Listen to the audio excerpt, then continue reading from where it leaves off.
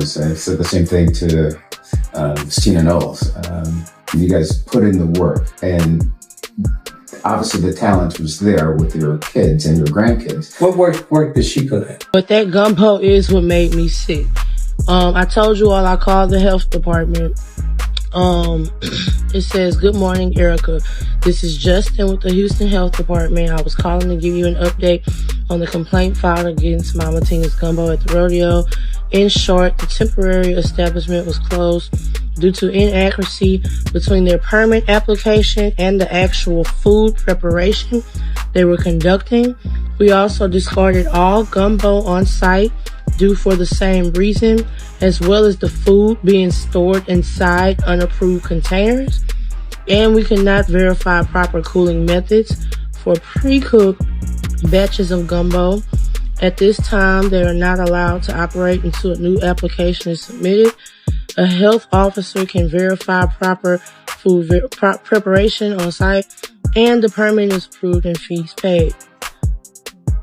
And we got her chicken and sausage gumbo, baby. We about to try it. Mama T's chicken and sausage gumbo. Let's see. Baby mom. Rated from 1 to 10. From 1 to 10, I'll give it about a 5. I think mine tastes better than this, actually. But it's good. It has a lot of meat in it and a lot of, chicken and sausage.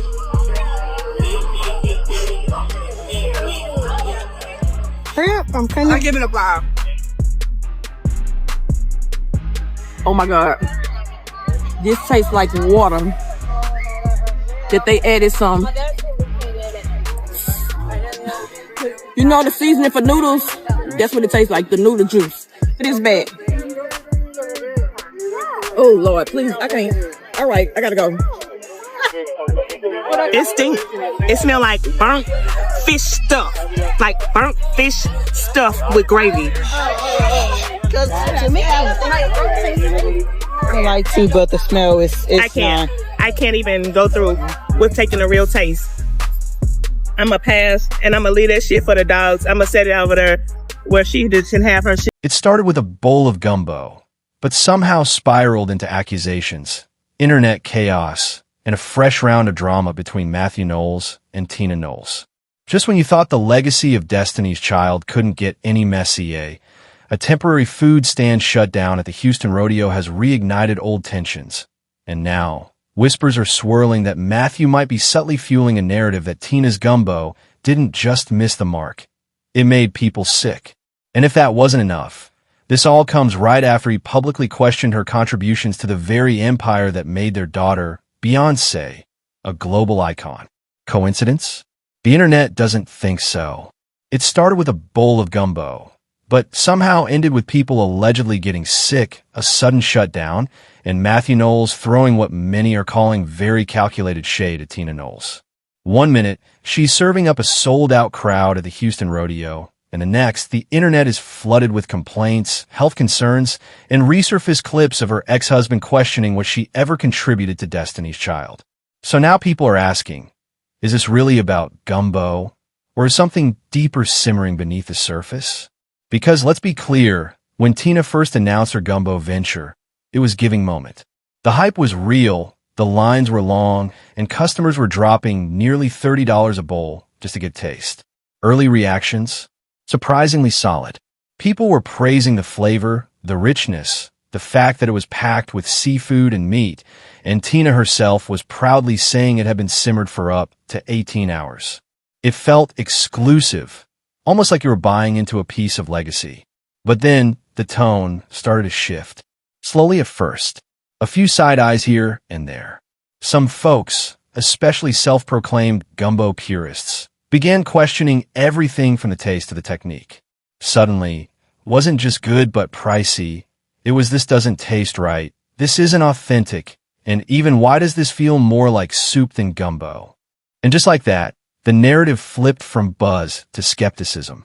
Then came the turning point, and this is where things got serious.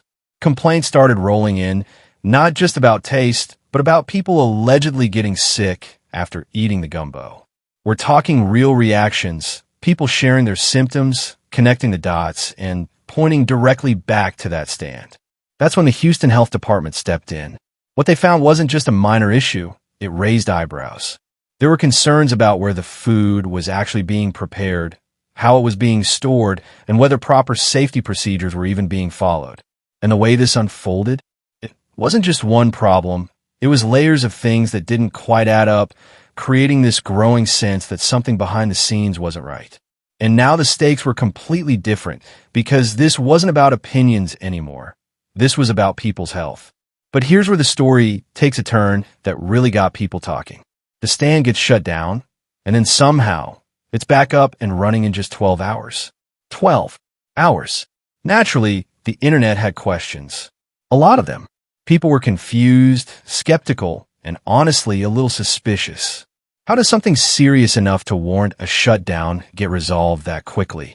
Was everything actually fixed, or was this just a fast-track situation? And whether fair or not, some started whispering about influence, about connections, about whether Tina's proximity to Beyoncé played a role in how fast things moved. No one had concrete answers, but the optics? Messy. And once social media caught wind of all this, it was over. The reactions were everywhere, and they were ruthless. On one side, you had people still defending the gumbo, saying it was flavorful, rich, worth the hype. On the other, absolute chaos. Viral clips of people making faces, gagging, calling it swamp water, comparing it to everything from burnt broth to instant noodle juice. The exaggeration, the dramatics, it was pure internet theater. And the more these videos spread, the more public opinion started to shift. What started as a hot-ticket food item was quickly turning into a punchline. And just when it felt like the situation couldn't get any more chaotic, it did. Because right in the middle of all this, an old interview featuring Mathew Knowles started making the rounds again. In it, when asked about the success of Destiny's Child and the work that went into building it, he didn't just highlight his own contributions. He questioned Tina's. Flat out, what work did she put in? And while he briefly tried to walk it back, the moment stuck. People didn't see it as a slip. They saw it as revealing, especially given the timing. Now, with Tina already under fire for the gumbo situation, the resurfaced clip felt less like coincidence and more like fuel being added to an already burning narrative. And suddenly, this wasn't just about food or even public perception. It was about history, credit, and attention that clearly never fully went away. And this is where the timeline starts looking a little too convenient to ignore. Because right as the gumbo controversy is spiraling, with complaints, shutdowns, and viral backlash dominating the conversation, that interview clip of Mathew Knowles suddenly resurfaces and starts making rounds again. Not weeks before, not months later. Right now, at the exact moment Tina Knowles is already under scrutiny. And people couldn't help but connect the dots. Was it random? Maybe. But online? Nothing is ever just random. Because when you pair a public health controversy with a clip of Mathew questioning Tina's contributions to Destiny's Child, it starts to feel like two separate stories merging into one very pointed narrative.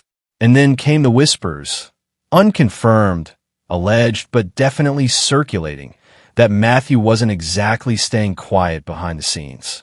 Some claimed he was privately side-eyeing the entire situation, even leaning into the idea that Tina's latest venture was damaging to the family image. Now, to be clear, those are claims, not confirmed facts, but the timing alone was enough to get people talking. Because if he is weighing in, even subtly, it raises a bigger question. Is he just commenting or quietly amplifying the moment? Meanwhile, Tina didn't jump online to argue, deny, or clap back the way people expected. Instead, she did something much quieter, but arguably much louder.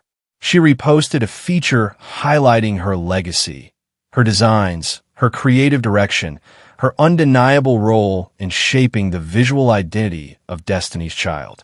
No direct response, no names mentioned, just a carefully chosen reminder of who she is and what she's built. And the internet caught it immediately. Because it didn't read as defensive, it read as intentional. Almost like she was saying, I don't need to argue my impact. It speaks for itself. And in a moment where she could have addressed the gumbo drama or Matthew's comments head on, she chose poise over pettiness. But let's be honest, that kind of silence, it still speaks loudly. And depending on who you ask, it either came off as graceful or as a very polished form of shade. But when you step back from the noise, the bigger picture starts to come into focus, and it's not really about gumbo anymore. It's about legacy. It's about branding. And more than anything, it's about who gets credit for building one of the most iconic groups in music history. Because for years, Mathew Knowles has been recognized as the mastermind behind Destiny's Child's rise, the strategist, the businessman. But at the same time, Tina Knowles has long been credited as the creative force, the one who crafted the group's image, their style, their visual identity. And when those two narratives collide, especially years after the fact, it creates tension. Because this isn't just about the past. It's about how the story is remembered. Who was essential? Who was replaceable? Who really held things together behind the scenes? And when moments like this gumbo controversy pop up, they don't just exist on their own. They reopen old debates, old dynamics, and maybe even old resentments that never fully got resolved. So now, with everything happening at once, the health concerns, the viral backlash, the resurfaced interview, and the subtle responses, we're left with something much bigger than a food scandal. Because you have to ask yourself, is this really about a gumbo stand at a rodeo? Or is it about control over a legacy that's still worth millions, culturally and financially? Is this about accountability or narrative? And more importantly, when Matthew's comments and Tina's controversy collide like this, is he exposing something we wouldn't have seen otherwise? Or is he just stirring the pot at exactly the right time?